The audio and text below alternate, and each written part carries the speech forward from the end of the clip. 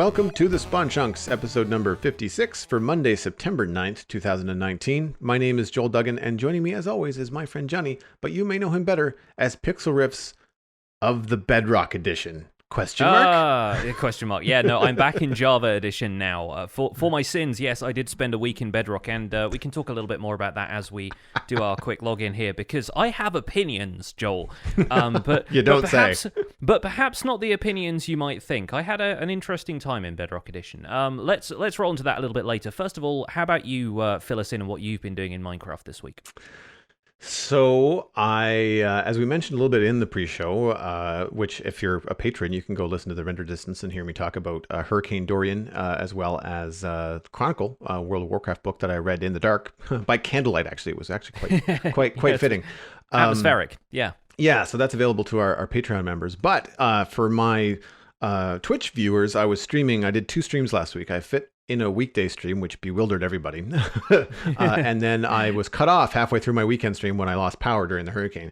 But I was working once again on the Fortress farm, and things are really starting to come together now because I have, as I mentioned last week, I have the redstone for the collection system, and I have the design for the shulker box loaders all picked out. And so on stream, what I was doing, I was building the shulker box loaders. I was trying to plan out what I was going to do. I started to remove the sand that I dropped down into the lava to block everything off, and started to put in the glass. So we now have, like, flowing lava walls. And so there's a lot of the look of the farm is really starting to come together. I'm itching to unveil the top of it. I want to put a glass box around the top so that when you approach it, you can actually see the farm as opposed to this ugly protective netherrack box that I have currently. Yeah. So it was cool because it gave me a lot of chances to talk to the chat room, because you're just removing sand and placing glass and just kind of like doing a lot of not mundane, but like fairly straightforward tasks in the world. But as I was going over some of the shulker box loaders and deciding where to put a loader and where not to. For example, I'm not going to load wither skeleton skulls into a shulker box. That seems silly. I'd have to fill up an entire box before I get access to them, which is dumb. So that they're just going to be straight up in a barrel, and that's fine. But in the process of doing all that, I realized that not only can I not filter out the the non-stackable items, because like the gold swords and stuff like that. Yeah. So I can't filter out the gold swords to smelt them. I can't filter out both the gold swords and the stone swords to remove them because of the way that the filter system works. Everything would have to be going through a hopper as far as the distribution line would be concerned for the filter for non-stackable items to work. That's not the case. They're not going through hoppers. They're sliding around on ice, right? So my filter hoppers are the ones that explode or are exposed, not the pipeline hoppers, because there are no pipeline hoppers. So straight up, I just can't do it. So golden swords and stone swords have to basically go around in circles until they despawn. There's no other way around it. Yeah. And that means that all the work that I did to create this like L-shaped sorting system is moot, because I don't need 2 or 3 filters on the left-hand side. I don't even need one. I can fit the arrows in on the other side and just have it go in a box. So I was like, all right, well, so I felt kind of dumb. I learned a lot. Like, I learned a lot about how to take the observer piston sticky slime block pushers and redesign them so that they worked with how I wanted to work them. So I did learn a few things, but ultimately I'm going to have to, I think, rip out an entire section. And that's fine, because it's not really, it's kind of an ugly part of it anyway. It doesn't look like it makes a lot of sense, but it also has ripped out some of the fun, because I wanted to have the swords and the golden swords and the arrows be like spit out into big pools of lava, very dramatically. Like, we don't need this, look at this, I'm wasting stuff, and I can't do that because it's all just kind of like, it's just not possible, or because it would mess up the other items, because the whole purpose of the things going around in a circle is that if your system receives too much stuff, then the blaze rods that don't get sorted on the first pass will just get sorted on the next pass. Yeah. If I had the non-stackable item filter in there, the blaze rods would just drop into it. Even though it would be looking for an item that would be doing 2. It would be scanning for an item that would be a signal strength of 3, because they're less than 3, they would just drop into an unlocked hopper. Yeah. Right. So I was like, crap. So all the fun stuff I wanted to do is no longer happening. So with that discovery, I switched over and started to work on design. So if you're going and looking at the VODs, you'll see me switch over and start to remove a lot of the stone slabs, a lot of the sand, and start to put in this glass box. And I've decided to keep the nether crossroads. So I'm going to build this farm as if it's been appropriated and is now hanging on to the crossroads. So I'm building in like arbitrary supports that are just there to look nice and try to make it look like the fortress is holding this thing up. So I've been having a lot of fun with that, and it was a good stream as I was like, you know, getting opinions from the chat and putting in new ideas and designing some stuff on the fly. I think it's going to be a really cool farm. The only challenge left right now is how to get the blaze rods out of there in hopper minecarts and stuff, but I think we might even be able to talk about that later in the show today. It's always my favorite part of the farm is once the majority of the mechanism and stuff is done, I'm like, how can I make this look really cool afterwards? It was the same thing I did with my darkroom mob spawner on the survival guide world. Is just once I've got this enormous box in the sky with a little bit of redstone attached to it, and that's producing mobs, but it looks like a giant like dark room. It's just a big slab of andesite and wood and stuff in the sky. I'm like, I'm gonna make a hot air balloon out of this because I wanna have something that looks pretty, and it's cool where you can actually have it look like it's integrated as a feature of the world. It doesn't even have to stand out all that much. It can just be, like you said, something it's attached to the nether fortress as though it's meant to be there in the first place. That's pretty cool. Yeah, thanks. And I mean, I have to slab the whole nether fortress anyway, so I've done that. And so now, I mean, I can go back and remove the stone slabs and replace them with nether brick slabs. And you'd never know. It would just be all black, right? It would just look like a regular nether fortress when you fly over it. And I think that by doing that, I might, instead of tearing down other parts of the nether fortress, I might actually try to incorporate other farms that need to be there. Yeah. You know, like a super smelter, blaze farm. Like there's a bunch of other stuff we could do in the fortress that could benefit. So it's not just one farm. Like you could actually have stuff going on. Like it would be so nice if you're AFKing at this crazy fortress farm and getting your skulls and getting your blaze rods. It would be also nice if you were also smelting, 20 stacks of glass at the same time. That's the dream, is like you stand in one place and all of Minecraft happens around you, and then you come back and you've got tons of resources. Yeah. Well, you've been doing the opposite. You've been running around like a chicken with your head cut off in Bedrock trying to achieve all the things.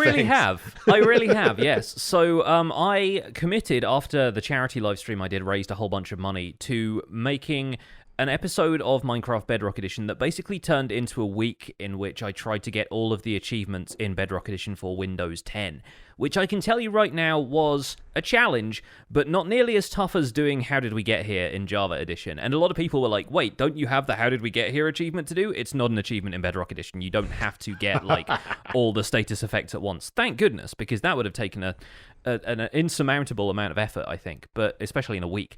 But yeah, I managed to get all of the achievements. There were a few tough ones. There were a few things that I sort of collected as a series of opinions about Bedrock Edition, which aren't necessarily organized into like pros and cons or anything like that. Just some stuff I noticed. So I've got a bunch of things here that I'd like to discuss in a short form, I guess. For a start, cave generation on Bedrock Edition, from what I found, is really nice. The caves seem to overlap more. It feels like there are fewer of those set pieces that you always seem to find when you're caving in Java. Like, you'll go through a cave and there's like a sort of round room about maybe 10, 15 blocks wide where you walk into it and you're like, oh, this feels like a kind of opened out section of the cave. And then you're like, wait a minute, I've seen the same feature of these caves before several times. And I feel like on Bedrock Edition, if you dig down, if you get lucky and you strike cave, you're going to find a cave that you can explore for a while, rather than in Java Edition where you find like a single unconnected stretch of cave, and it's quite rare to find something that's just opens out into this rabbit warren sort of anthill thing of caves. So I kind of wonder if maybe Java Edition, when it eventually gets this cave update that everybody has been champing at the bit for, which we don't think is really going to be coming anytime soon, if potentially that can be on the list of making caves a little bit more interesting to explore by connecting them a little bit more. I found that quite fun. I wonder if the kind of jigsaw system that they've implemented for the villages in Village and Pillage could also be implemented for cave systems. I expect it can, because it's all about just how features like that generate. But the problem then is having enough variety of the assembled pieces that it isn't going to just look like the same cave over and over again and get formulaic. Mm-hmm. Because if you look at the amount of stuff they've got in villages, it is the same bunch of houses and the same bunch of features, and they can obviously generate in a different order, but you're always coming across the same stuff over and over again. Yeah. So I'm kind of interested to see what they can do about that, because when I was caving, I had a set of caves that I fought the Wither in, which I will get to in a second, but that was a really clustered section of caves where I walked out into an expansive space and there were maybe like 10 different directions I could have gone in. And I don't think I've really seen that kind of cave in Java for a while. Maybe I just didn't get lucky, but there are very few cave experiences like that in Java Edition.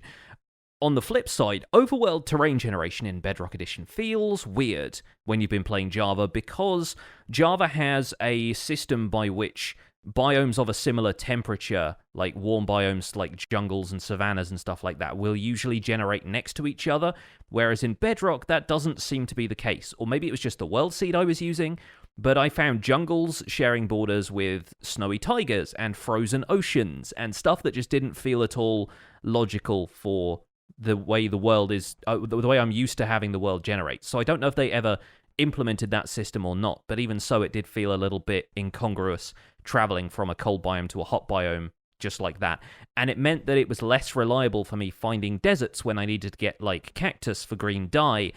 I didn't quite know where to find deserts, and eventually I found one just by like traveling over an ocean until I ran into a desert island, but it was a little bit confusing to me finding that.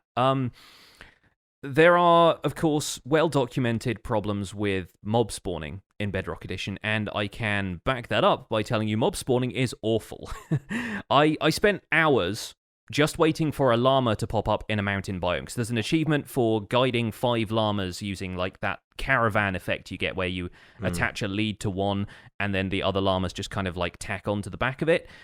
I waited hours, 1 llama spawned, I had to kill a wandering trader to get 2 llamas from him, and then it was another couple of hours waiting for another llama to spawn so I could breed those 2 and get 5, because you can't breed the Wandering Traders llamas, you can only ride them.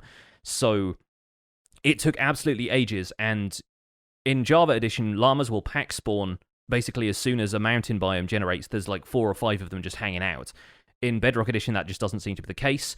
I had one point where I needed to start a raid, and I found 2 pillager captains in a watchtower. They both shot each other, and I couldn't get Bad Omen, and I had no idea if they were going to respawn, because they just didn't seem to be spawning anywhere else. I went away, I came back. Normally, if you do that in Java Edition, everything around that area has despawned, and then when you come back into range, it respawns. That's not how it works in Bedrock Edition. So, yeah, I was genuinely concerned that I was going to have to go and find another pillager outpost in order to trigger a raid. Mob AI is also a little bit weird. I understand that. I mean, Bedrock is coded different. Like I get that there's some restrictions there, but when it's a feature, like when it's a way that things behave, surely that can be coded just in a different language to do the same thing. Do you know why they would make it different? Like, you know why mobs behave so differently in Bedrock compared to Java?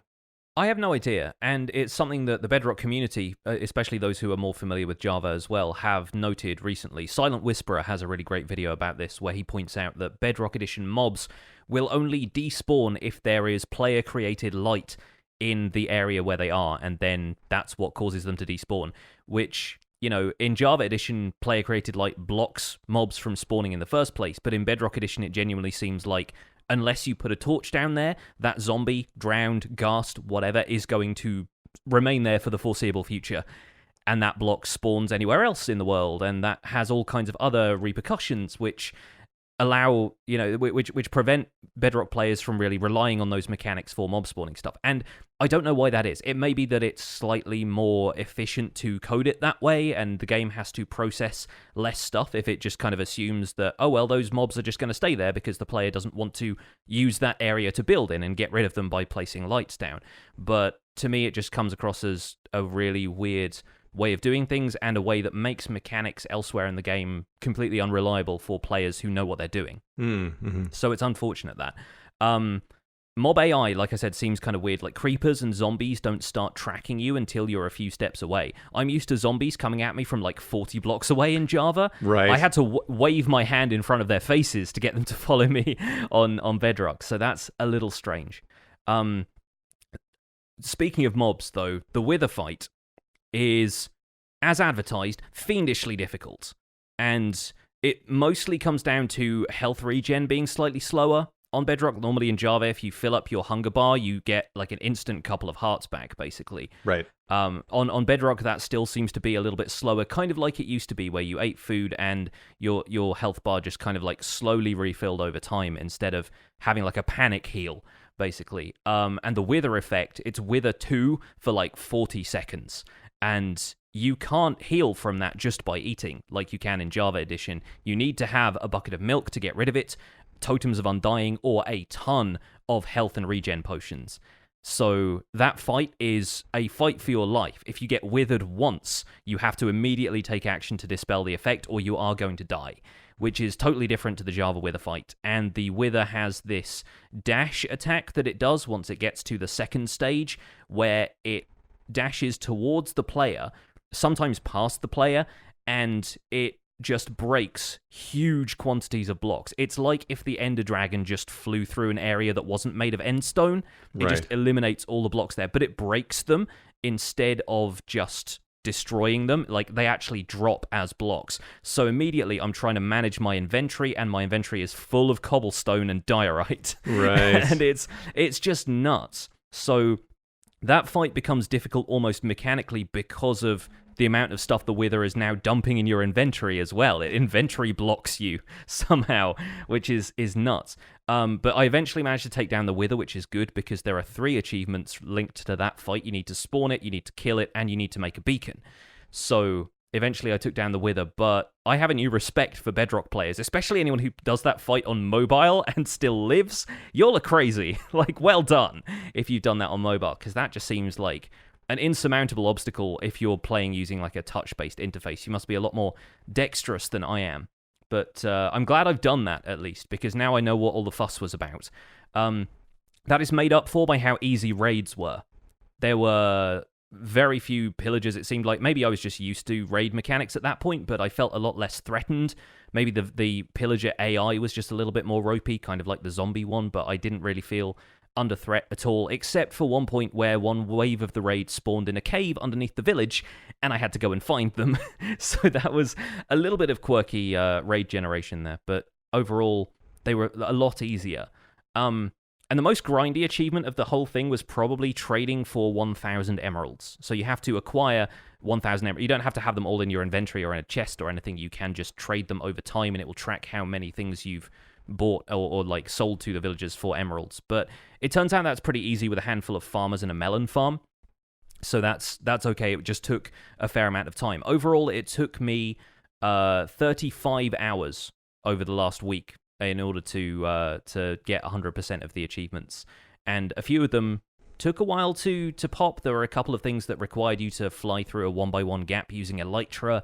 That took a little while to register that I'd done it. And so several attempts at that was kind of, I wasn't sure whether it was going to work or not, if the achievement was just bugged out. But I was quite pleased that I'd managed to do it. There's a few things I really like about Bedrock Edition, though. The way cauldrons are used in dyeing and potion brewing is really nice.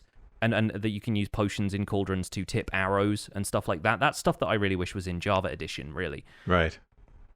And the stuff that I think Bedrock needs, like subtitles, doesn't have subtitles anywhere, and I don't rely on them at all. I'm not somebody who needs subtitles to play, but they have been, a very helpful resource when I've been caving and when I've been trying to tell which direction a sound is coming from. We had that email last week about the directionality of sound. Right. I have a feeling that person is a Bedrock Edition player, because that seemed a much less reliable thing on the Bedrock Edition of the game than it did in Java. And I was playing with headphones the entire time, except maybe a couple of streams. So I kind of feel like maybe they were playing in Bedrock Edition and they don't have the intense stereo effect that that we have in Java, because I couldn't always tell what direction mob sounds were coming from on Bedrock. So maybe that's something that needs to be refined a little bit as well. I also really missed having cinematic camera and the functionality that the offhand does in Java Edition, because Bedrock Edition, you can hold maps, you can hold fireworks in the offhand but not use them, and you can hold a shield, which is pretty much the only functional thing that you can use from the offhand. You can't put torches in it to place them on cave walls.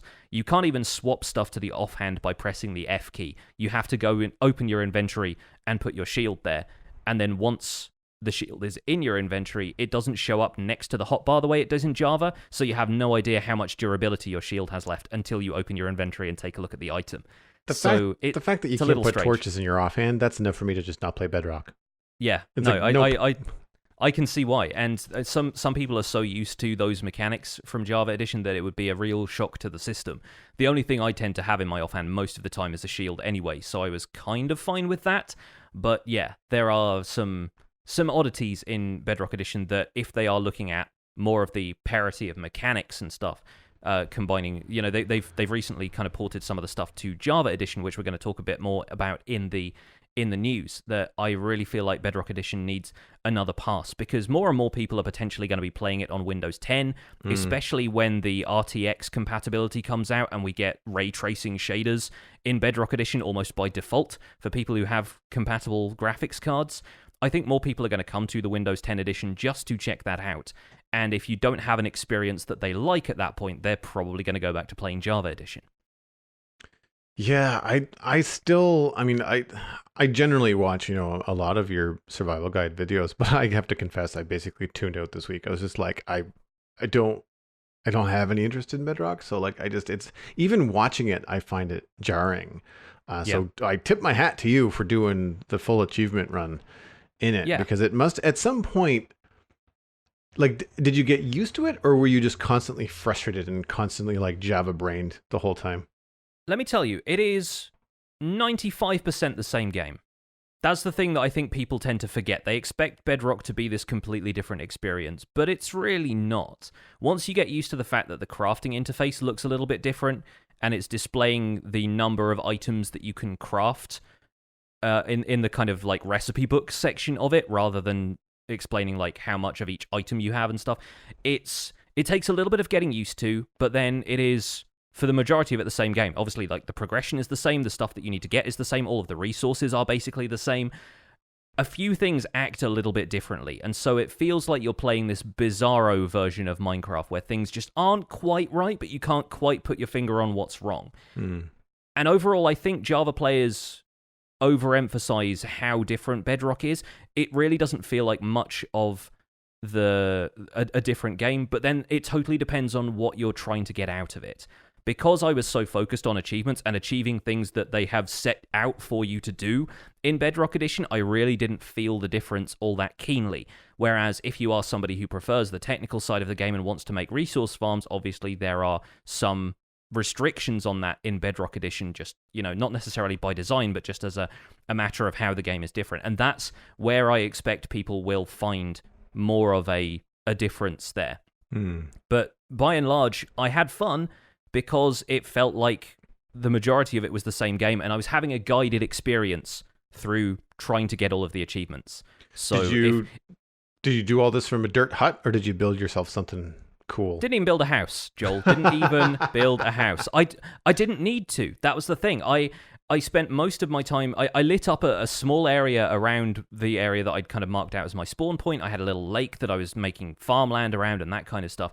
Cured a few zombie villagers around there. They had a better house than I did, because I wasn't particularly threatened by anything in the overworld as far as mob spawning was concerned.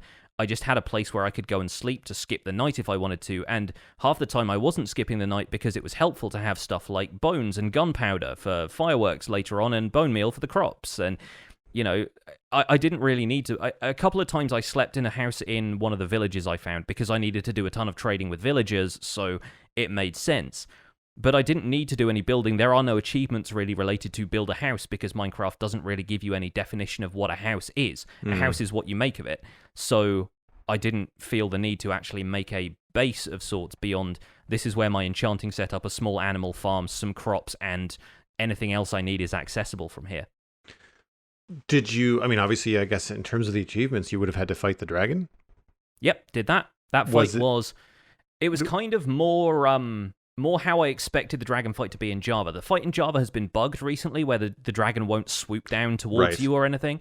That is still there in Bedrock Edition, because whatever bug is affecting the dragon's AI just doesn't exist in Bedrock Edition. So the fight was fine. The only weird thing about it was the bow, like the angle of fire from a bow feels slightly different, and so I had to adjust a little bit to that. It was like I was aiming above the towers to shoot at the end crystals, like I'm used to the arc that the arrow takes in Java Edition. Completely different on Bedrock Edition. I was firing right over it. So that, if anything, felt like the challenging part was adjusting how I aim, how I'm so used to aiming, having played Minecraft for so long. That was really the only problem. People say the dragon fight in Bedrock is difficult. I think it's difficult because they're playing with a limited control interface. They're playing with a controller. They're playing with, touch-based interface on a mobile device. But with keyboard and mouse, totally fine. I could run away from the dragon's breath. I could walk up to the Bedrock portal and hit it. It's the same fight, effectively. It's what the fight should be in Java Edition right now. Right, but nowhere near the difference that you experienced with the Wither.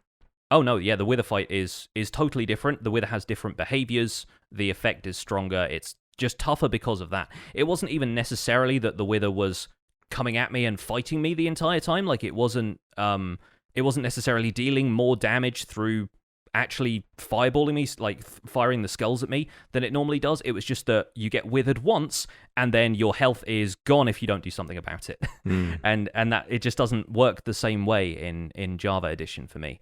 Like the wither effect is nowhere near as threatening in Java as it is in Bedrock. Well, it's cool that you went ahead and did all that. I mean, of course, people that are curious about it can go check out, your YouTube channel and see the last week of videos. I've put it into a handy playlist as well. There's a playlist on my channel that is just the 5 episodes where I did the Bedrock Edition achievement guide. And hopefully for people who want a guide to the achievements in it, it's a little bit comprehensive. It's kind of a let's play merged with a this is how you do it kind of guide. So I'm not just doing everything in creative mode, obviously. And it might get a little bit rambly if you're trying to just scan through to find out how to do a specific achievement. But hopefully people will find that useful or at the very least entertaining. Nice. Well, speaking of versions of the game, we have a new snapshot that came out last week. Minecraft Snapshot 19W36A was released last Wednesday. This is, of course, for 1.15 of the Java edition. And it was actually teased a little bit by Dinnerbone ahead of the release, saying tomorrow's snapshot will have a small surprise for modders. Should make 1 or 2 people happy. I think he was being a little bit sarcastic there. Yeah. But to summarize, on Minecraft.net, they say everyone can take part of our obfuscation maps, which should make your life easier if you're interested in creating mods for Minecraft Java Edition. What that means is the obfuscation maps are now published with all future releases of the game, an effort to make modding easier for Minecraft. Anyone who is interested in de-obfuscating the game and looking at the code can do so easier and faster. We're going to break that down a little bit more in our news discussion here. In addition to the obfuscation maps, parity has also been added into the game as far as some new features, adding features found in other Minecraft editions like trying to sleep in a bed during the daytime will now set your spawn location. Bells will ring when powered by Redstone. The commands drowning damage, fall damage, and fire damage as game rules can now be used to prevent certain sources of damage in the Java edition of the game. Sponges can now be dried out when placed in the nether, so you don't have to put them into a furnace to dry them out. And fireworks dispensed from a dispenser will now travel in the direction they were fired. So a dispenser facing horizontal will fire the rocket horizontally as opposed to straight up in the air. There is also a number of different bugs related to bees and honey bottles that were fixed. And some of the other things that I thought were worth noting, there's a long list of bugs. As per last week, they said they were going to be focusing on squishing some bugs, but the ones that we wanted to note this week were MC117914. Entities crossing dimensions through the nether portal will cause tremendous lag. They will no longer do that. MC159370. Bees suffocate when against a solid block ceiling. That's bad. So that's now fixed in the game. MC159395, honey level of bees hives does not increase as opposed to bees nests. So previously bee hives were not operating correctly, and they now are. There's a lot of other tweaks to bees. Most of the bugs of note that are listed on Minecraft.net are related to bees or honey or the other similar things. So if that's your game, you can go read about them on Minecraft.net.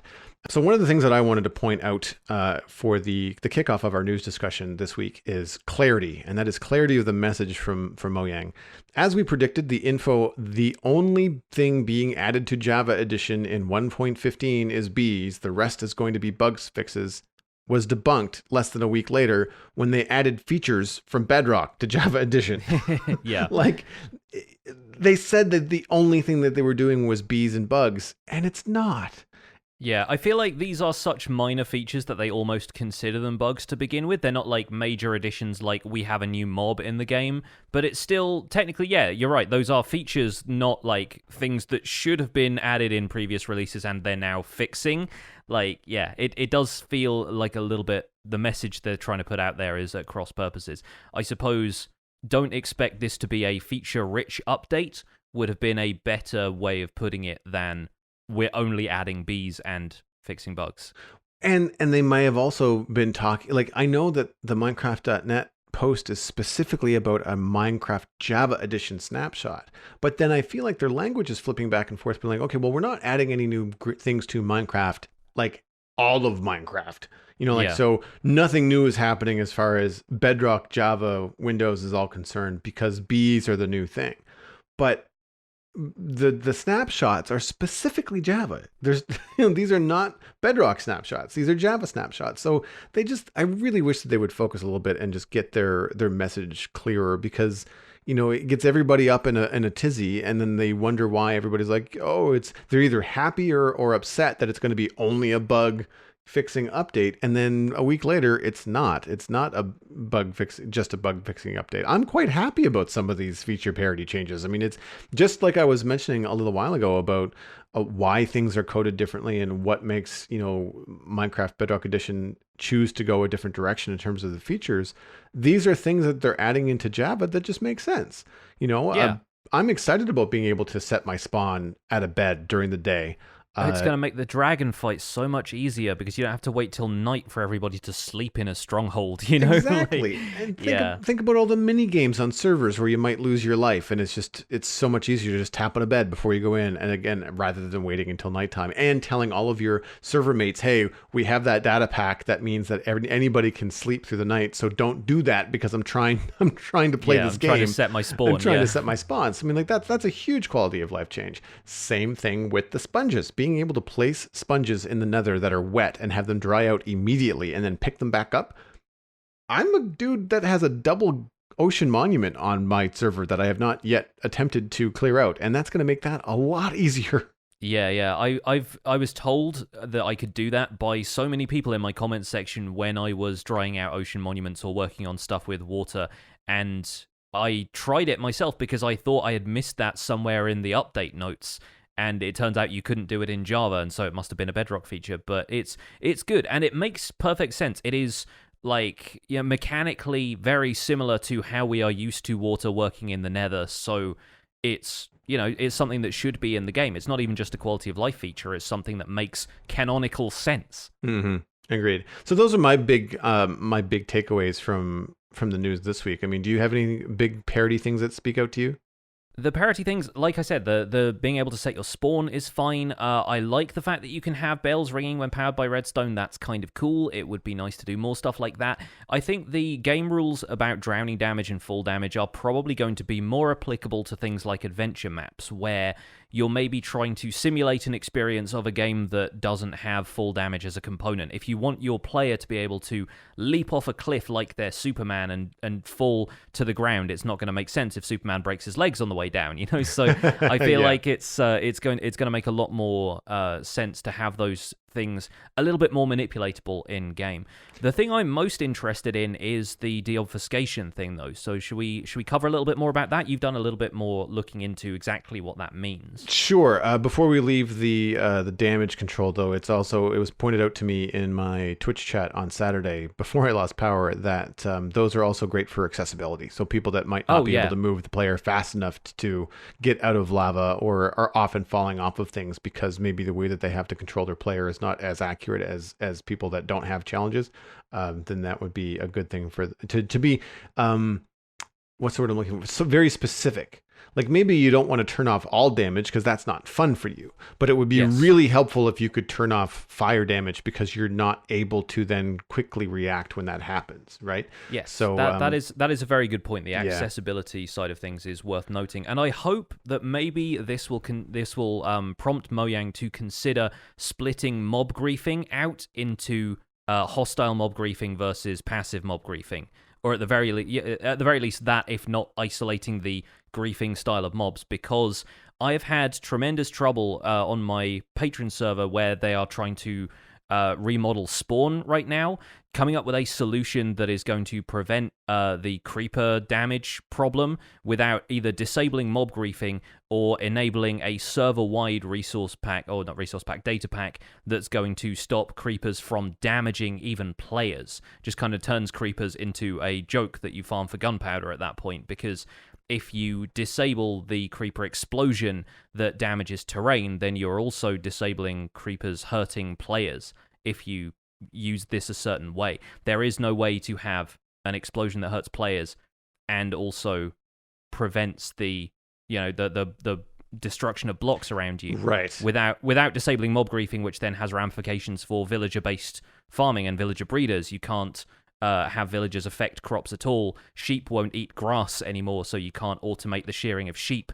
That sort of stuff takes over, and yeah, it's really difficult to find a solution to that right now. So I wonder if maybe splitting the damage types out into full damage and drowning damage and stuff, they could also consider splitting mob griefing out into a wider variety of categories that would help individual players, especially once again with accessibility and stuff like that in mind. Yeah, and I mean, and even for playability on community servers where you want more control is always good. Like that kind of thing is like we mentioned before about volume control in Bedrock. Compared to Java Edition, where you have a little bit more finite control over different areas and stuff like that. So Agreed. I did a little bit of digging into the deobfuscation stuff because I sort of knew what it meant, but didn't really. And so essentially, thanks to Cameron and a couple of other people in our Discord, I got a kind of a Cole's Notes version. Essentially, the deobfuscation map has enough information in it to allow the players that want to mod Minecraft to sort out what the different parameters are and where they are in the code so that they can do so quickly. Previous to these maps being made public, players were looking to do it on their own. I did not get into how that's done on their own, only that it's a pain in the butt. And that's why mods take so long to implement and why it's such an arduous process. I wonder if there's a certain amount of trial and error that has to go into it in the same way of hacking into something by guessing the password. You just kind of have to go over a few variables and common methods of doing any kind of obfuscation. Yeah, exactly. Scientific that methods, that sort of thing. Like if I change this parameter, what happens in the game? And you have to wait and see, and you go, all right, well, that didn't change what I thought it was, so this is not what I'm looking for. And kind of like process of elimination. Again, I didn't really get into the details.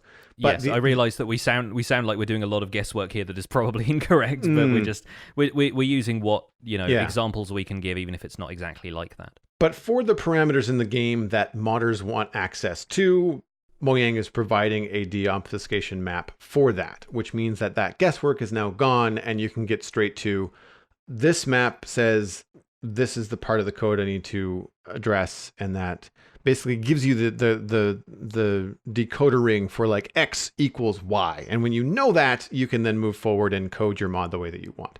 The reason why the game, of course, is obfuscated is to control copyright, make it harder for things to be ripped off, and for non-licensed versions of Minecraft to be out there and being run by people that Mojang doesn't want running it.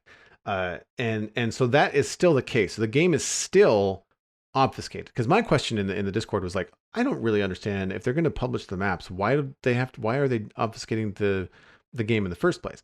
But really, the deobfuscation maps are just for a small portion of the Minecraft code that then allow modders to mod the game in the ways that players would want. There's a lot of stuff that modders don't want to affect, because then they would just have to code an entire game on their own, and why would you want to do that? Yeah, like the whole idea, you don't want to turn off gravity and clip through stuff all the time. You want the basic mechanics to at least be present so you can build upon them. Yeah, and because I even find sometimes with modding and mods that I've seen, I start to feel like it doesn't look like or feel like Minecraft anymore. And so if you can affect all the things, at what point you're really not playing Minecraft anymore? You're just playing an entirely different game, at which point it's not a mod. It's just a different game that exists within the Minecraft code. Yeah, the framework needs to be robust enough that you can't just break it. Yeah, exactly. So all in all, I mean, it's a good move. I think it's going to encourage a lot more modding and increase perhaps even the frequency at which mods can happen. Because something that you brought up, I believe it was in our pre-show, where you're saying that some or most mods right now are run through Forge. And so by deobfuscating the code for modders, mods could be run on different platforms and could potentially be running simultaneously with the current versions of Minecraft. One of the reasons I don't want to play any mods is because they're running on 1.12, and I don't want to play 1.12 Minecraft. Like, I want 1.13 or 1.14 mechanics for sure. Yeah, and now you have mod loaders like the Fabric mod loader, which has been kind of coming up through 1.13 and 1.14. In some cases, Fabric was running in the snapshot versions for 1.14. So they are definitely getting on top of it more, and if they've got a lighter framework that they can apply to it, it's not necessarily going to be able to run the variety of mods and the depth of mods that Forge had. But once again, this is a world I know very little about, so feel free, by the way, folks, to email us if you have some insight into the process of modding and how that's going to be made easier by this deobfuscation map being published, because that's going to be great news for us, and it will mean we can correct anything that we are getting frighteningly wrong in this discussion. But well, and to move away from the more technical side of this, because like you said, we're maybe a little on the fence there, or a lot on the fence. One question that I had, like, do you think making the game easier to mod might mean that Mojang would be a little bit lax on adding new things and doing the kind of things that the community is asking for, because modders are going to be able to do it that much faster without having to go through we'll say the bureaucracy of trying to get it done through Mojang. I mean, I'm being quite a bit of a devil's advocate here. I don't really think that's going to be the case, but I'm just like, do you think that's a possibility? Well, I don't really think so, because ultimately people are going to pay enough attention to what's going on in the vanilla game, and those are only going to be, by definition, features that Mojang themselves can produce. So, yes, we can let the modders do it. They've done it before anyway. Like, the modding scene for this game has been alive since alpha, and I think it's, if nothing else, it's just keeping the modding scene healthy. It's been such a critical part of Minecraft's growth that it was a game that had a variety of mods that came out for it straight away, more or less, or as soon as people felt like they could really dig into what Minecraft was, that I feel like they are trying to keep that community going for the foreseeable future. They're recognizing it as a force for good in the Minecraft community rather than people who are just trying to steal the opportunity to make features.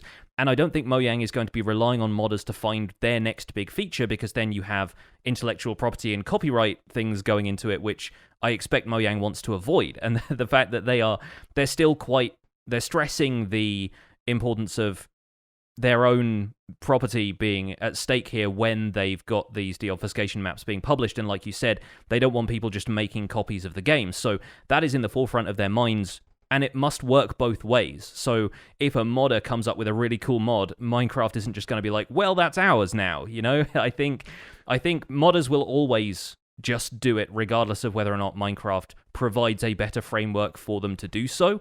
They've managed so far. I think this is just going to make it more possible for the community to move on with what they're already doing. And I'd be curious to hear from a modder, because in terms of the copyright of what you do, because really, I don't know how much of the IP you could really lay claim to if you're building it on top of the Minecraft platform. Because again, to bring up World of Warcraft, add-ons were a big thing. Bartender, I believe there was an add-on that was like a dressing room where you could, see what an article would look like on your character before you decided to buy it in the auction house, that kind of stuff. Yeah. That was all so long ago that I forget that in a lot of ways, those add-ons were then later on features in new releases of World of Warcraft. And I don't believe it was a case where Blizzard paid or bought, the license from these add-ons. I think the agreement was that if these people are making add-ons and Blizzard decides to put, the add-on in the game that they've made themselves, not just from copying and pasting the code of the add-on, but if they just decide to add that feature into the world, then the add-on is just like, well, you can either use the add-on or use the in-game feature, whichever you want. And I think that's. I don't think the add-on folks necessarily got any benefit from that. Yeah, I mean, there have been instances where mods have been incorporated into Minecraft. I mean, you look at Pistons, which were developed by somebody called Hippopotamus. That was the code for Pistons was given to Jeb for, I think, beta 1.6 or 1.7, and they were integrated into the game, and then that person is now credited under additional programming in the credits. I'm reading this from the Minecraft wiki in the history section about Pistons. Cool. Likewise, horses from Mo Creatures were incorporated into the game by Dr. Jacques, who coded Mo Creatures. So they are not above reaching out to the modded community if there are features like that they feel like works for vanilla Minecraft. But ultimately, they are the people who decide what works and what doesn't, and I don't think they are going to ignore the efforts of the modding community and just do their own thing, but they're also not going to crib heavily from mods and not give credit. I feel like they are better than that, and precedent has been set for them to be better than that at this point. Right. I didn't mean to imply that. Yeah, no. Yeah. The thing that I'm really interested in about this whole ease of modding going forward is that I have always been interested in modding in a way, or playing modded Minecraft for things like, say, biome bundle, or what's the open terrain generator, stuff like that can improve upon what, in my thoughts, are some pretty wonky, landscaping and stuff that happens in Minecraft, and just increase that player immersion and experience. But I never do it because I don't want to play old versions of Minecraft like 1.12 and then switch between that and then playing current Minecraft on stream. I don't have the time. I also don't have the brain capacity to want to do that. At that point, it wouldn't be fun.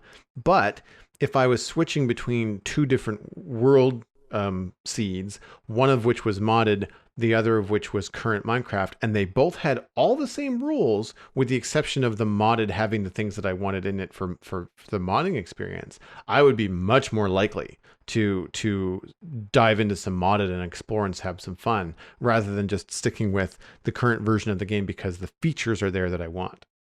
Yeah. And it's something that there's been that discussion back and forth over the years about whether Java is getting a modding API. I feel like this is a sort of halfway compromise towards, okay, we're probably not going to be able to develop our own API for modding, but here is a major step that the modding community has already effectively made an API for themselves, or they've made at least a gateway into injecting mods into Minecraft. Here is something that will help you along with that. I don't know if that's necessarily how Mojang or the modding community thinks of it, but that's the first thing that comes to mind for me. Mm-hmm. Again, if you're part of that modding community, thespawnchunks@gmail.com. Drop us a line, let us know what we got wrong, and let us know your thoughts on the deobfuscation maps. Absolutely. And somebody who dropped us a line this week, although on a completely different subject, is Big Rex 12, who writes the following. Hey Pix, hey Joel, I was just listening to your latest show on the sounds and soundtrack of Minecraft, and a thought occurred to me. On the soundtrack and music side of the game, how would you feel about a dynamic soundtrack that gets progressively more triumphant with the chunks you edit? A fresh world could have the same lonely, melancholy music we are all used to, but once you establish a home and change the landscape, the game takes into account the amount of time spent in a given chunk, the amount of blocks you've edited or placed, and variation of blocks to kind of determine what stage of an ever-flowing soundtrack you should be in. If you ever ventured away from that spot, the soundtrack would return to the lonely new journey tracks we have now.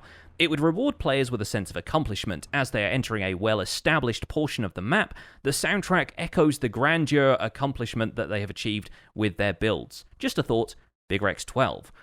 I really like this idea. I don't know how possible it would be to adapt the current soundtrack this way because obviously it's already been composed. I feel like when you are creating a game, you have to go into the composition with that stuff in mind, and to layer up the soundtrack from the existing stuff, you would have to do, I think, a lot of work, and it would change the Minecraft soundtrack significantly. But I really like dynamic soundtracks in other games. Recently, I've talked about it before on the podcast, I've been playing Breath of the Wild, which has a great effect when you're exploring Hyrule Castle. It's basically like the last area of the game, although you can visit it much earlier, and it has this great effect where it's cinematic and exciting on the outside. There's this kind of rush and surging kind of brass section and stuff. Everything feels like a fanfare. But then when you go inside the castle, when you're exploring the interior or the dungeons, it transitions seamlessly into a quieter theme, like the same measures, the same beats of the bar, and effectively the same theme but played on a different variety of instruments. And the interior feels a little bit more kind of medieval, and it's got flutes playing and slow strings in the background. And then as soon as you go back outside, brass section kicks in again, and it feels a lot like you're rushing the castle now and that kind of stuff. Transistor is another game that does a really great job of this, where there's a couple of boss fights in that game where the boss theme starts off with normal instruments and vocals, and as you take down the boss and it transitions between different stages in a kind of like, this isn't my final form kind of way, the vocals get glitchier and more distorted, the instruments start to break down, and the fight progresses through something that kind of gets glitchier and glitchier as you go, and the music reflects that, which is perfect. I don't know quite how you'd implement that in Minecraft, especially since, effectively, if it's a variety of blocks thing, and, you know, I said earlier that Minecraft doesn't really have a way of tracking that you've built a house, so you could effectively just gather all of the blocks and place them in a single chunk, and then the game would be like, triumph, you've done it, and you're literally standing on a mosaic made of all of the blocks in the game. It's an interesting thought, though. I would imagine a way to do it might be to track the amount of time the player is in a specific chunk. Yeah, that's something Big Rex said in their email, and I agree that that's probably the best way of doing it. The game already does that with stuff like local difficulty. It will tell you exactly. So it will up the difficulty depending on how long you've been in that chunk specifically. Yeah. So yeah, potentially that could be a factor. That could be cool, and maybe not. I mean, one chunk seems kind of small, but like maybe a series of chunks. You know, so like similar to how like the game has a spawn chunk, you know, radius. Yeah, and it's got regions which capture, you know, a lot more chunks within that radius. Yeah, exactly. So having a region or something like change, I think would be really cool. What I like so much about Big Rex 12's idea is the changing of the triumphant soundtrack back to the original new journey when you go out and, you know, to an unaltered, you know, newly generated area. What a great way to kind of like remind yourself about what it feels to be day one Minecraft. You know, like to kind of like have that charming soundtrack going while you're punching wood and building a campfire and doing all that kind of stuff. I think I like the idea. I think to build upon it, like you mentioned with boss fights, a more dramatic theme when you encounter a raid, a ghast appears in the nether and starts to shoot you, or a boss battle, like say the dragon or the wither, having those have their own specific themes. I'm struggling to remember an example of this from other games for me. I know it's happened. I feel like maybe like RPG games, sort of like maybe Assassin's Creed Black Flag. Like I think there's a mini game within that where you have to chase down like a little thief. And so the chase music, it's like staccato violins, and like you're running around along the roofs and you're jumping and twisting and flipping and doing all this kind of stuff. So it's very different than when you're kind of like skulking around and trying to hide, you know, from bad guys. And so that I always found really, really cool. And it's something upbeat, like, you know, like 60 beats a minute, that sort of thing. But I know, especially because I have been watching a lot of World of Warcraft Classic on Twitch lately, that the feeling that you get when you first approach something like Stormwind in World of Warcraft for the first time, and the Stormwind theme kind of pumps up, and it's got like the French horns, and like it's akin to that feeling of the Star Wars throne room scene, you know, from A New Hope. And that's the kind of thing that would be so good in Minecraft. And even if they don't necessarily compose new music, the fact that these soundtracks exist and we only get 2 tracks, maybe 4, I think you said last 4. week. Yeah, 4 in the overworld, yeah. So pick some new tracks that exist and just play them. Just, give us more of what is already out there and just kind of play them at different times. Have a track that we don't hear very often right now that gets associated with being in a desert. Even biome tracks would be fun. Maybe a little bit annoying if you've got small biomes, but essentially it would be cool. Like if you're going to be in a biome for a specific amount of time, that eventually the soundtrack would change. Yeah, I think biomes is another good way of doing it, actually, because maybe you might get sick of hearing the plains music every time, but maybe if you have the music at least be as sparse as it is right now, then it wouldn't hurt to have plains music be what we have now and then have the desert music be slightly different, in the same way that we were talking about adding ambient sounds for different biomes into the game. That seems like a solid idea. And the main thing that you can make dynamic soundtracks kind of key into is either player activity or visiting certain locations. Like you were saying with World of Warcraft, when you turn up to a specific location, the music swells, you get that kind of rush of, this feels really epic. You can't necessarily do that with a procedurally generated world unless you've got landmarks like visiting an ocean temple or going through the end portal or finding an end city, that kind of thing. So potentially it could be linked to structures or biomes, like you said. There are options for that kind of stuff. It's something I'd like to see them pursue in future. Not that I dislike the Minecraft soundtrack really as it is. I just don't use it in-game very much. And right now, of course, I don't think I would, because I'm viewing it as a content creator. Adding music into the scene makes things harder to edit, or it chops up the music when I do make an edit. Yes, yeah. But it would still be kind of cool as a casual player to experience that kind of stuff. No, I agree. So moving on into the discussion this week, this is something that I've been kind of bopping around with all of the redstone that I've been doing in the fortress farm on the Citadel, and I would consider myself a redstone savvy. I'm not necessarily a redstone player, but I'm a redstone savvy player. I can certainly copy someone else's design and also understand what it's doing. It takes me sometimes a little bit to break it down, but overall, it's something that I can usually understand. So I thought it'd be kind of fun to kind of bat around some ideas between two technically not technical players. A self-confessed redstone Luddite and yourself, who is a little bit more upbeat with it. Yeah, I like messing around with redstone. Sometimes I get stuck and I cannot remember the non-stackable item filter, so I have to go look it up. Like I don't have that kind of content memorized yet. Same thing with flying machines. I know how to build them now, but I would not be able to just go build it without either referencing something that I've already built in my world or going to look up a tutorial again, on YouTube. So that's kind of where I am. I understand how they work and how to build them, but I don't always have all of those mechanics memorized, so that if I wanted to design a piston door, I don't know how to do a double or triple piston extender. That's not just in my vernacular. I would have to go look that up. But I like the idea of doing that kind of stuff. And so often I'll attempt it and I'll say, okay, I'll give myself 15 minutes. And if I can't sort out a way or get real close, then I'll bail and just find a tutorial.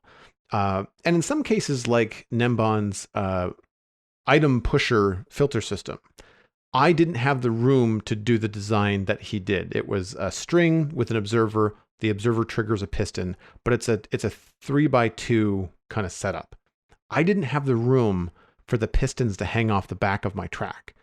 Mm-hmm. So what I did was I moved the observer to, instead of being pointing straight at the string horizontally, I moved the observer above the string. Same thing happens. I just had to figure out some extra redstone. Now, it's not as neat and as tidy as Nembon's is, but because I changed the direction of the observer, I added more complication to it. But I knew how to do it so that it worked. And it was the same timing, it was the same everything. I just kind of like altered it. And I was pretty proud of like just knowing how to do that. But for me, I find the most confusing things and the things that I don't do very often are using observers, like sticky pistons with slime blocks on them, like to move big portions of builds. Mm-hmm. Yeah. And minecarts. Those are the things that I don't really mess around with very much. Minecarts, I mean, like, sure, I can power one and send it, back and forth, but like I'm talking about like having it fill up to a specific volume and then then redistribute its contents based on like a comparator signal and all that kind of stuff. I don't have that kind of stuff kind of like built into my know-how, and I'd like to go there. Like I'd like to do more of it. So where are you with like your redstone comfort level? Like where are you okay with doing stuff, and then where do you find that your comfort starts to really fall off? My Achilles heel is piston doors. I cannot build them. I do not understand that. I can build the one where it's just a switch or a button that you press on the wall, activates a T flip-flop, which is something that I know how that works, and then 2 pistons retract or push into place a single block that's, so for like a 1 wide, 2 high door, I can do that. As far as any other kind of more complex piston door mechanics, no idea. I can't make a 3x3 door to save my life, much less anything larger. So I have avoided making any kind of tutorial episodes about piston doors recently, and every time I hop into creative thinking, today's the day, I'll figure out how to make a piston door by myself, because I'm very keen on doing that stuff because it helps me learn redstone rather than following somebody else's tutorial block for block and not really understanding how that works. But if I end up going into creative mode and trying to make a piston door, I bow out within about 15 minutes because I'm just tearing my hair out at that stage. And I don't know what it is about piston doors specifically that causes that, but there's just something about the way sticky pistons activate and deactivate that I understand on a basic level, but I can't get it to do the stuff I want to do. A lot of the other stuff I'm kind of okay with. You mentioned observers. I've said this before on the podcast again. Observers are probably one of the things that has helped me understand redstone better rather than complicated it for me. And I think it is because a lot of the contraptions I was making around the time observers were released included what's called a monostable circuit, which was a circuit where if you give it one input, it puts out a single pulse, which in the case of monostable circuits, most of the time just means a sticky piston does a 1-tick pulse, it pushes a block away, and despite being a sticky piston, the block does not remain attached to the piston head. That mechanic is incredibly useful, and observers do that with whatever you do in front of the observer. Whatever you update in front of the observer, it puts out a 1-tick pulse, and that can fire a sticky piston for a single tick, which will fire the block off the face of it, and it won't stay stuck. That's really useful for a lot of contraptions, and so anytime I need to do anything with that, I find myself going to observers more and more. The thing I'm starting to get into, and the thing that I'm hoping to publish an episode on tomorrow, is minecart rails and stuff like that, because I kind of have a better understanding of how each of those work. Aside from just having powered rails, which obviously accelerate minecart movement, you have detector rails, which are very useful for either detecting when a minecart is on top of them or detecting the capacity of said minecart if it's something like a chest minecart or a hopper minecart. And then you have activator rails, which either activate TNT if there's a TNT minecart rolling over them, or they, if something is riding in that minecart, they push it out. They can also, I think, enable and disable hopper minecarts. So if you have a hopper minecart that travels over a powered activator rail, it will stop it from taking in items until it passes over an activator rail again. I'm fairly certain that's how that works. And that's something that I don't see people use all that much. It sounds useful in principle, but then there aren't really many circumstances in which you want to shut off a hopper minecart because you really always want it to be collecting stuff. So maybe if you had more precise goals for item storage in mind, then that might work out for you. And I think it stops it taking in items and even getting rid of items. So if you want it to pass over a set of hoppers without delivering the goods at that particular occasion, if you want to have it build up a store of stuff using a detector rail to measure the capacity, and once the detector rail detects it's got a certain amount, then you activate the activator rail, unlock it again, and then have it distribute items over the furnaces or storage system or whatever, then that can work out. So I understand that. I have yet to put a lot of this stuff into practice, though, and that's the thing I feel like a lot of people miss out on when they ask questions about redstone. They're always asking about the functionality of individual pieces rather than how can I use this in a practical sense. Like, I know what a redstone comparator does, I know how it measures signals coming in from one side or another and compares them, and you have subtract mode for comparators and so on and so forth. What good does that do me? at that point. Like, how can I now use that knowledge to create something in my world? And that's the stuff that I have struggled with for a long time, because I'm not the kind of person who immediately thinks of redstone-based solutions to simple problems. For the longest time, I just used manual storage because it didn't seem all that complex to me. It didn't seem particularly time-consuming to me to walk up to individual chests and just put the items in them. And I can see how having an automated storage system just is one of those quality of life things that after you've developed a certain amount of stuff in a world, sure, you've got a ton of stuff that you want to store, you can just click it all into a chest and it's gone, and you know it's going to be there when you need it. But that's the kind of stuff that that doesn't come to me naturally. I think that's the problem with me with Redstone right now, is that if I have a problem, I don't immediately think, how can I use Redstone to solve this? And then work with it from there. Yeah. I find that I'm in that same boat where like I don't really mind going into chests and keeping things organized. And I'm such an organized person that and creature of habit that I kind of prefer that. Like I don't want someone's, all items everywhere storage system thing to dictate where I have to put stuff. Like if I don't really care for or need feathers, then I'm just going to put them in a separate chest, right? Yeah, and so totally. To have those kind of things organized, I find is a little bit better. Now I do have a bulk storage system because, when you have a mine and you've got cobble and stone and diorite and andesite and all that kind of stuff that you get an absolute ton of.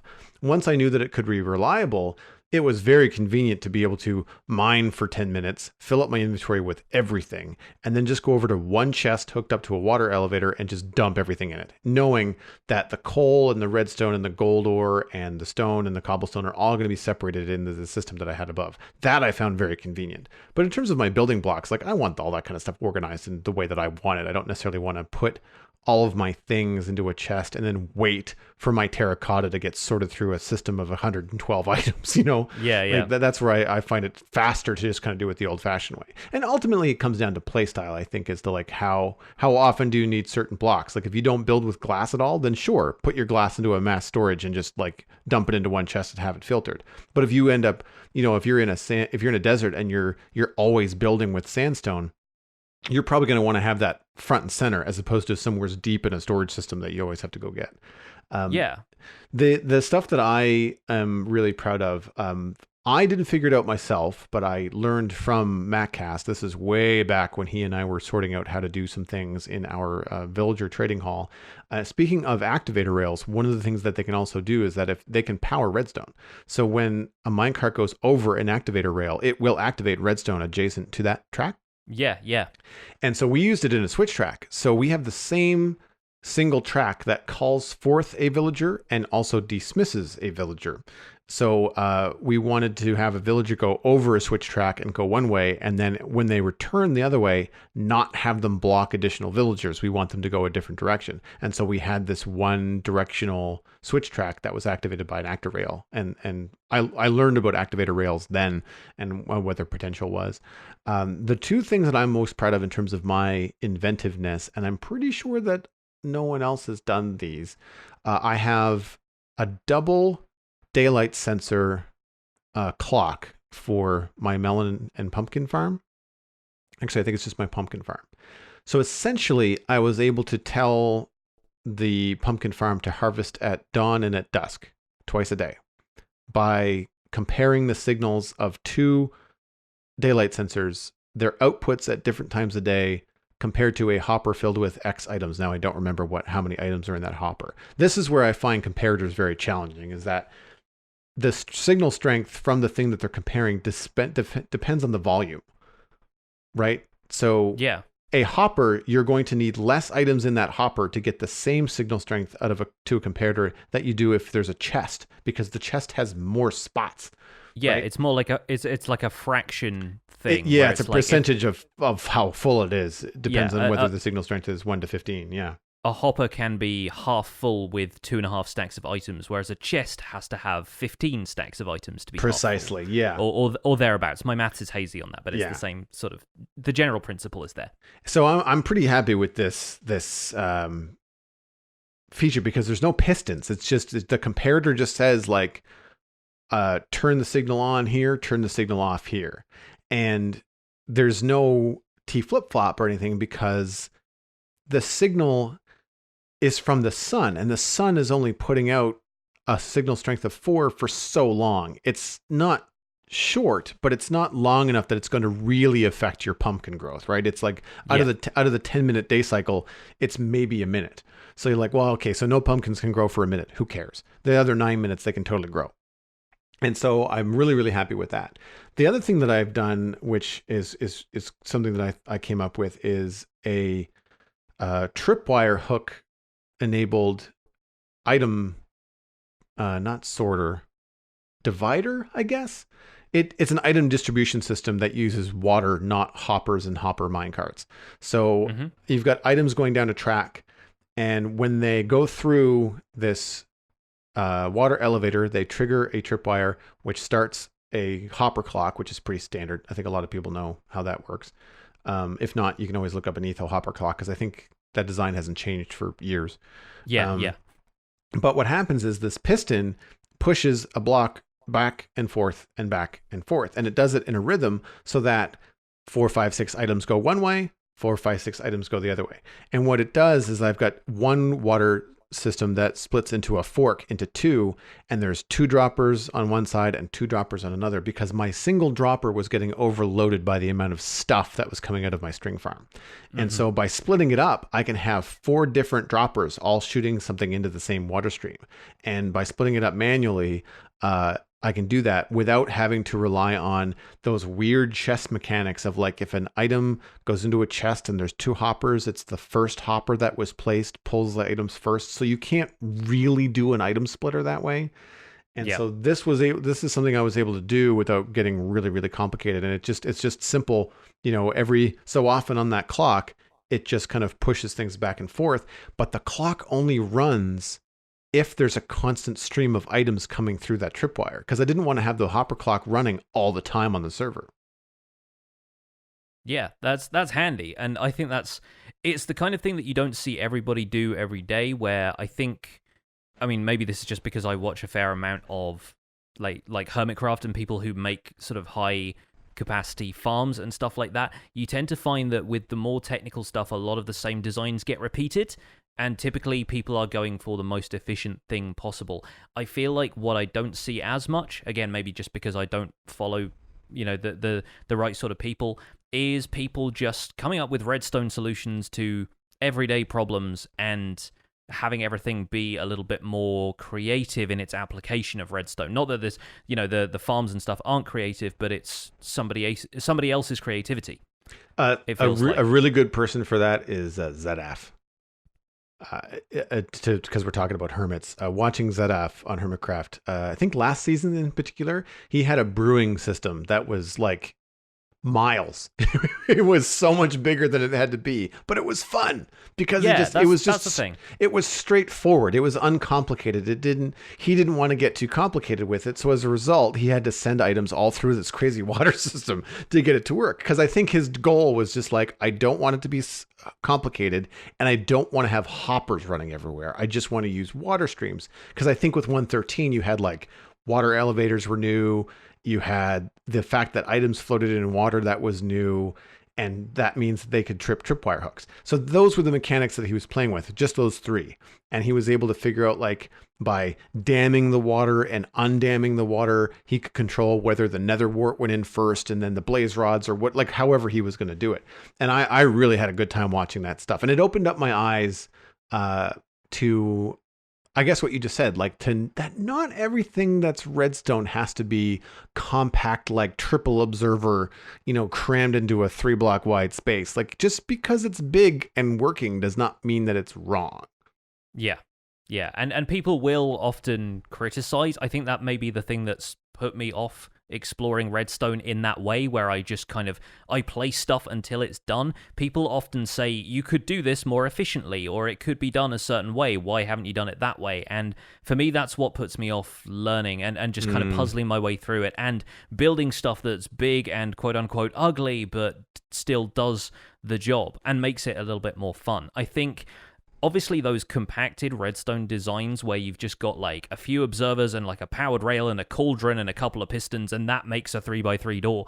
That stuff is very attractive because of how compact it is. It means you can put that stuff into smaller spaces, and you can have it be sort of flush with walls and that kind of stuff.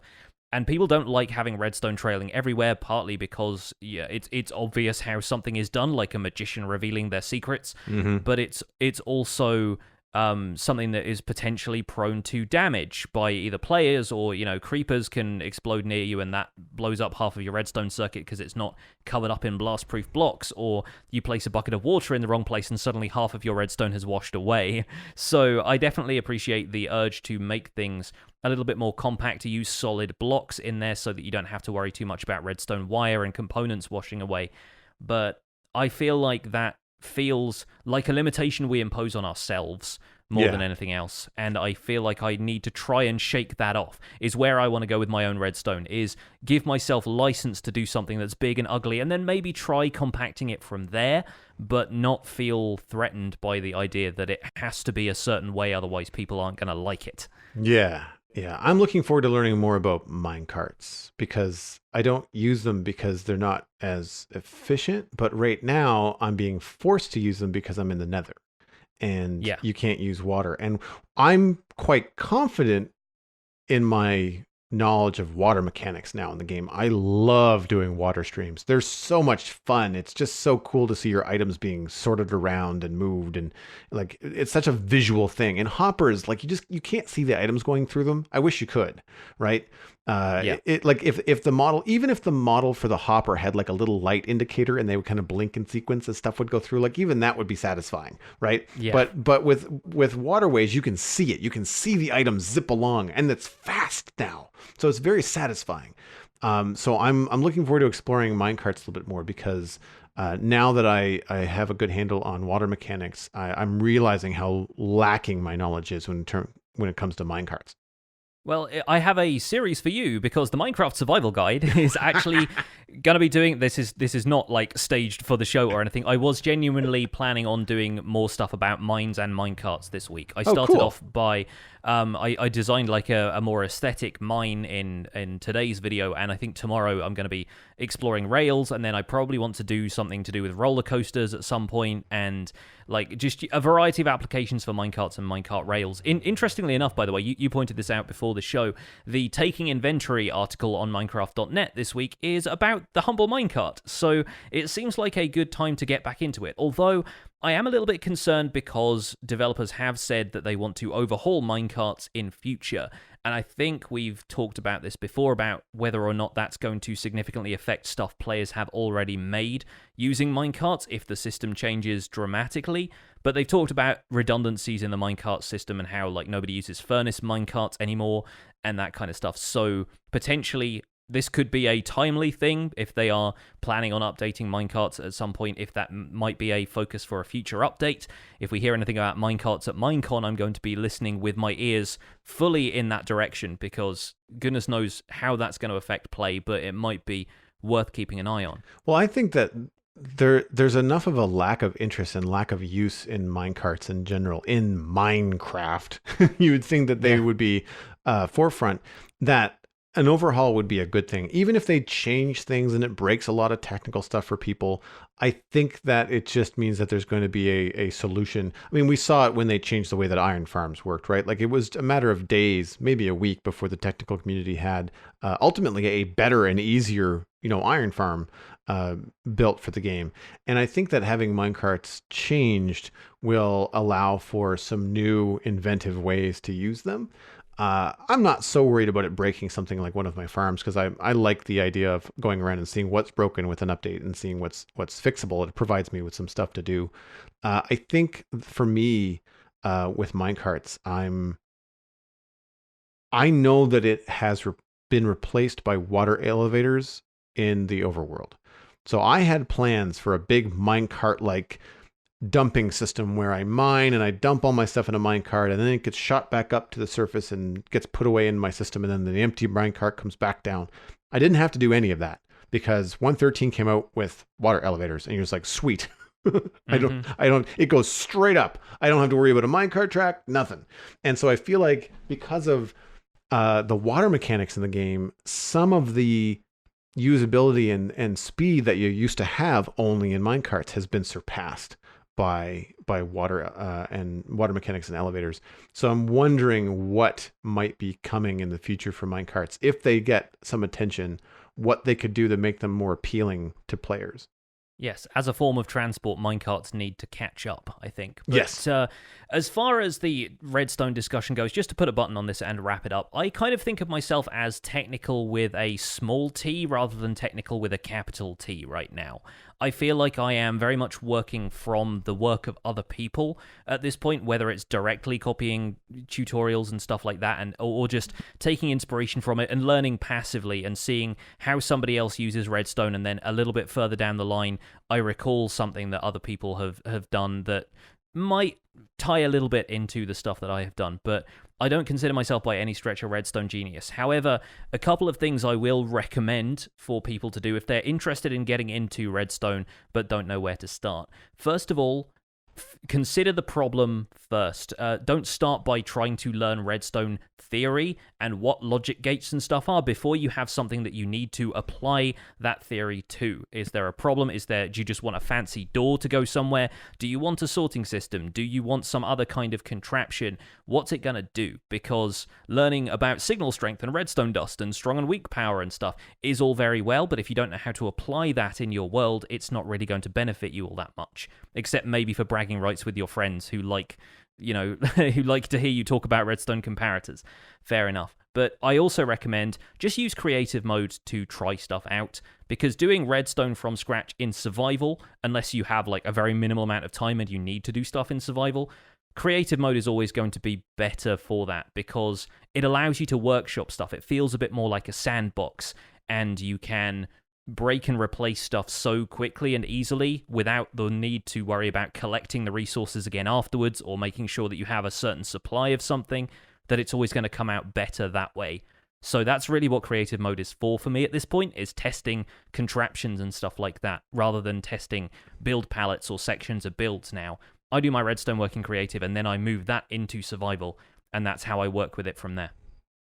One frustration that I have with creative mode for testing is not with redstone, but with items. Like if you're testing item filters or testing for a lot of stuff going through a system, there's not a really easy way that I know of that I have kind of like in my back pocket for like generating and not having your inventory get full of just shulker boxes that are full of stuff, or it's so easy to duplicate items in creative that you end up just like with all this mess, and it's really really frustrating. And I noticed, I think on some videos I've seen where someone will use a command block, and the command block just generates like a metric ton of like carrots, and they turn that on and off when they want to put items through their system to test to see whether it's working. They just like turn this command block on, and it just kind of like spews out all these items. And I need to have more of that, I think, in my creative vernacular before I find some of my redstone stuff in creative very useful. I found it frustrating to test my shulker box loaders in creative, because I was just constantly,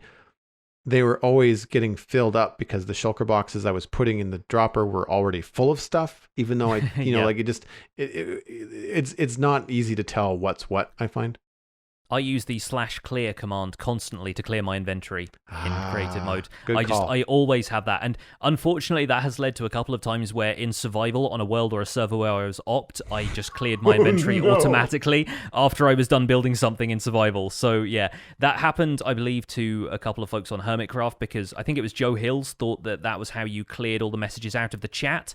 And instead of pressing F3 and D or whatever the shortcut for that is, he did /clear, and then he's an op on the server, and he just like got rid of all of the stuff he was carrying. Oh no. I felt so bad for him. But yeah, /clear is a good one to know if you just want to wipe your inventory completely in a creative world and start from scratch and just pull stuff out of the creative inventory. I do that even when my hotbar isn't full, because I just can't be bothered grabbing a bunch of stuff. I always have to start from scratch a few times. Mm-hmm. So worth knowing that one, I think. But I think that is going to be it for this episode of The Spawn Chunks. Thank you so much for listening, folks. You can find more information about the show and links to some of the stuff we've talked about today at thespawnchunks.com. The music for the show was composed by me, and The Spawn Chunks is proud to be a listener-supported podcast. If you get some value out of the show, why not consider putting some value back in? You can visit patreon.com/thespawnchunks to join our community, where pledging at any level will get you an invite to our patrons-only Discord chat, get us closer to our milestone goals, and you can join the community of 115 patrons who are currently supporting the show. Special thanks, of course, goes to our content engineers, Cameron Sigelski, JD Williamson, Lamas, and Yitz for their support on this episode. Sharing the podcast with your friends is the easiest way to support the show. You can find us at The Spawn Chunks on Twitter and Instagram, but a personal recommendation is by far the best way to share the podcast with friends, server mates, and other places that you talk about Minecraft, or, as I always say, just poke a friend in the arm. I don't remember the names, but a number of the emails that we got this week would start off with, "Hey, I poked a friend in the arm. I hope they listen to the show," which is very cool. That's an awesome way to chime in and let us know that you're sharing the show. We really do appreciate it, even if we don't call it out all the time when we see it on Twitter, but it's fantastic. It really does help an awful lot. You can email the show at thespawnchunks@gmail.com. You can also find us on iTunes, Android, Stitcher, and Spotify, as well as YouTube, if that's where you hang your podcasting hat. The RSS feed is located at thespawnchunks.com, and the Patreon-only RSS feed is on the Patreon page, and that's where you can listen to the render distance, the extended version of the podcast. My name is Jonny, but online I go by Pixel Riffs, and you can find most of what I do at youtube.com/pixelriffs, where I attempt to make sense of this crazy and wonderful game in a series called the Minecraft Survival Guide. I stream 3 days a week on Twitch, doing behind-the-scenes work for that series, and I'm also the voice of the unofficial Hermitcraft recap, which you can find through a quick YouTube search. Aside from that, I'm at Pixel Riffs on both Twitter and Instagram. Joel, where can people find you online? Everything I'm doing online, including my illustration and design portfolio, is on joelduggan.com. You can hire me there if you're looking to get some illustration work done. The Citadel Cafe is a podcast I do about sci-fi and geeky entertainment. That's going to be coming every Wednesday. And of course, I'm on Twitch more often than not when I'm streaming Minecraft. You can find that at twitch.tv/joelduggan. I'm doing some extra streaming this month because it is September. Thanks for visiting the Spawn Chunks. The world outside is infinite, technically speaking.